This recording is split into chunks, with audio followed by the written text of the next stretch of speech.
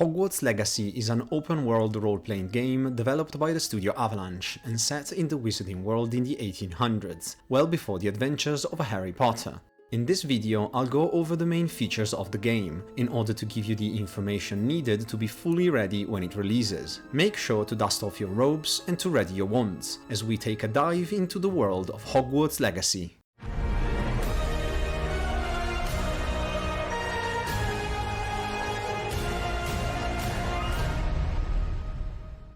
Few places have the power to send us back into our childhood dreams like Hogwarts School of Witchcraft and Wizardry. If you have pictured yourself walking in its corridors only to end up in the castle kitchens with no idea as to how you got there, you are one of us. Thankfully, the guys at Avalanche are about to make these dreams come true, and the magic starts with creating the actual wizard or witch that we will live these adventures with. In Hogwarts Legacy, you'll have the ability to create your own character, choosing from a wide range of options including gender, skin tone and voice. The amount of customization we have seen in the gameplay showcases is on par with the best that is to be expected from huge studios and big budget productions. There will be base models that you can use as starting points, but rest assured that you will have enough sliders, colors and accessories that will enable you to create your wizard or witch exactly the way you want it to be. As it often happens with modern games, cosmetic items will certainly be a thing, so you'll have plenty of options to travel around the world with some style. There are actually two items that you can already claim before the game is released, by linking your Warner Brothers and Wizarding World accounts. I won't go into much detail right now, but if you're interested, go check in the description of this video where you will find a link that will guide you through the process. These items will most likely be available even after the game is released, but since it only takes a couple of minutes to get them, it is better to be safe than to regret it later.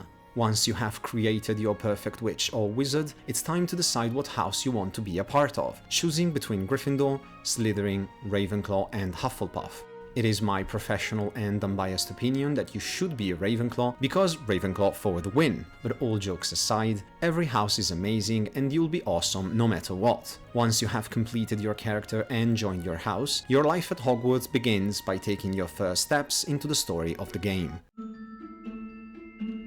In Hogwarts Legacy, you'll experience a brand new original narrative set in the wizarding world, in which you'll play as a newly accepted student with the unique ability to manipulate a powerful ancient magic that was forgotten long ago. During your journey, you'll need to uncover the secrets behind the return of this magic, as well as unmask the mysterious forces that want to exploit it to destroy wizardkind. The story takes place well before the books and the movies, but you'll be pleased to find out that the castle hasn't changed much, with many locations remaining familiar to anyone that has grown to love the franchise. People you'll encounter on your journey, however, might not be as familiar, although there will be a few notable exceptions such as Nearly Headless Nick and the notorious trickster Peeves. While on the path to unravel the mysteries of a possible goblin rebellion, you're going to have to choose what kind of wizard you want to be, as the game will give you the choice to pursue either light or dark magic, and the world around you will change according to that choice, although developers have confirmed that you won't have to worry about any morality system that might limit your gameplay experience. Access to spells such as unforgivable curses will also be tied to this choice, and pursuing the dark path will most likely affect how the different characters and companions will relate to you and react to your presence. In addition to advancing through the main chapters of the story, there will be plenty of opportunities to travel around the open world, taking your time to enjoy the many other activities that will enrich your life at Hogwarts. The map is littered with hidden places for you to discover, collectibles that you can, well, collect, and NPCs that will be glad to let you partake in their side quests. Since Hogwarts is after all still a school, you'll of course be able to attend classes such as spells, herbology, potions, and my personal favorite, defense against the dark arts, which I think could be extremely funny considering that the player character might be the one ending up going around flinging unforgivable curses like a madman, so I'm curious to see exactly how that is going to pan out. Out of all the potentially great features of this game, the open world is one of the most impressive. The possibility to explore Hogwarts and the surrounding areas is key in creating the sense of immersion that will make us live the RPG experience to its fullest potential, and the guys at Avalanche went all out in making sure we got the best.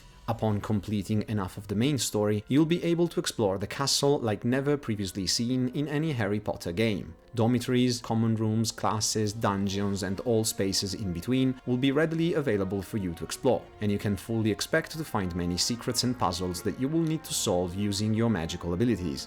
Exploration will also be a key component for your character's progression, since pretty much everything you achieve in the game will reward you with the precious experience you need to level up your character. Therefore, getting ready to check behind every corner and every rock seems like a very good idea when approaching this game.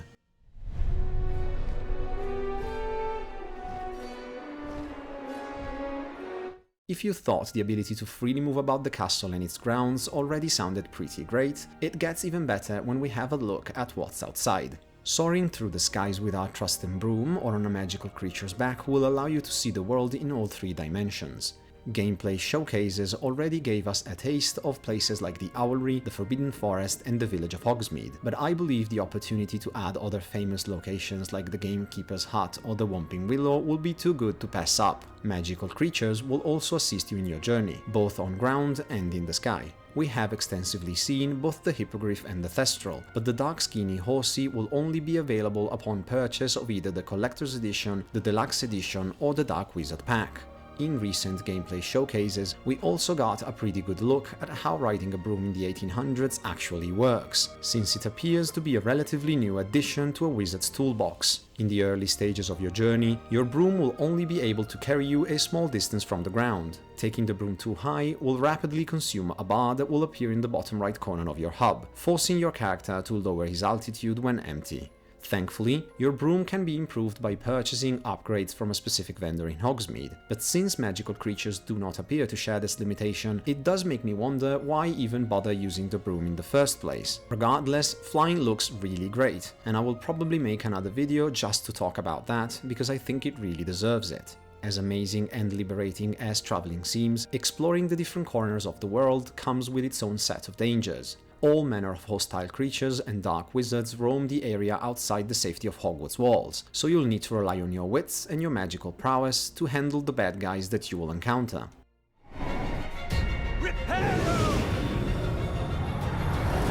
Combat in Hogwarts Legacy is fast-paced and strategic, with a focus on incapacitating enemies through the use of different combinations between main spells and basic attacks, while at the same time using defensive abilities like Dodge or the Shield Charm to either avoid or deflect danger. You'll be able to put your preferred spells into a specific hub, which the guys at Avalanche are calling the Spell Diamond. Each diamond holds up to 4 spells, and you'll be able to unlock different sets of diamonds as you grow in power. Just like it happens in many other games, your skills will have a cooldown. The more powerful a spell is, the longer its cooldown will be, which means cycling through different spells will be key to effectively taking down your enemies. From what Avalanche has shown so far, it appears most combat-related spells will be classified into 3 different categories, each with its own associated color. Damage spells are red, Force spells are purple, and control spells are yellow.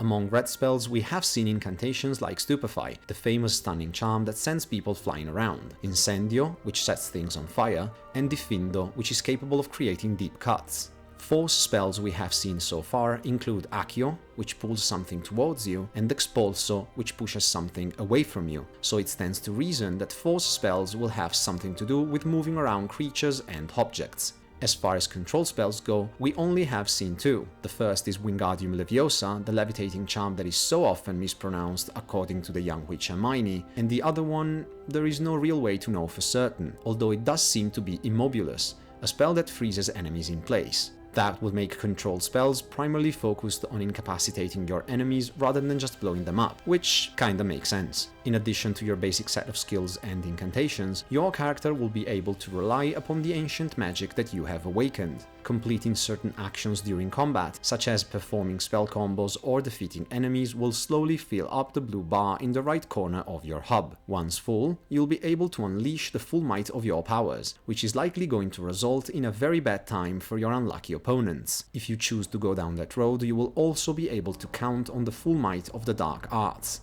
The unforgivable curses will be amazing weapons, but as we all should know very well, that level of power always comes at a great cost, as once you are tainted by darkness, there might be no turning back.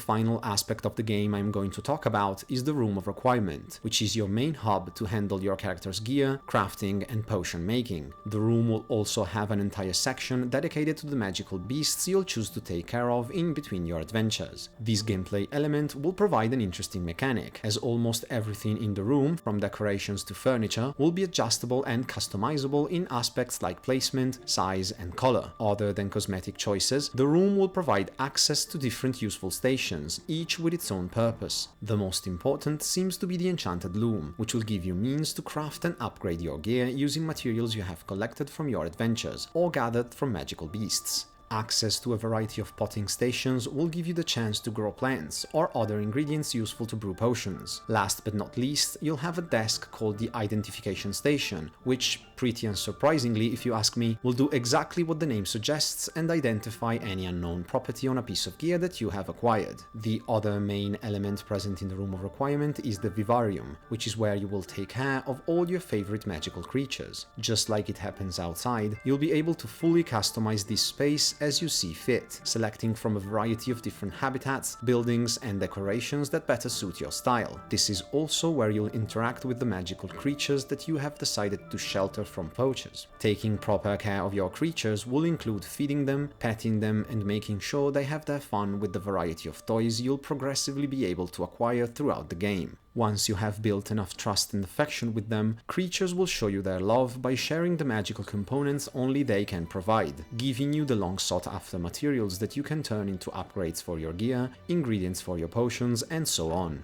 The game will have different release dates for different platforms. It will launch February the 10th, 2023 for PlayStation 5, Xbox Series X and S, and PC.